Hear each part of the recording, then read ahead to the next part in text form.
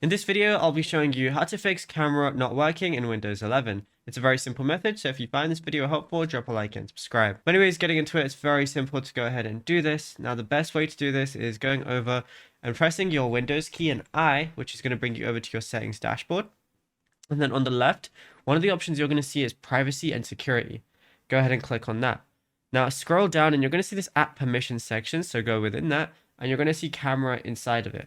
Go ahead and go to that and make sure camera access is turned on, but where it says let apps access your camera, you want to make sure the specific app you're trying to use your camera on is also enabled. As you can see, these ones are the ones currently enabled for me. I don't have it on for Claude and Xbox, but if there's an application you see that has it off right now and you want to turn it on, then you just go ahead and turn it on right here.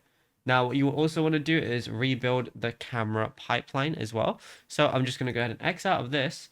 And then we're going to go ahead and right click and then go over to device manager like so. Then locate the cameras block, which is right here.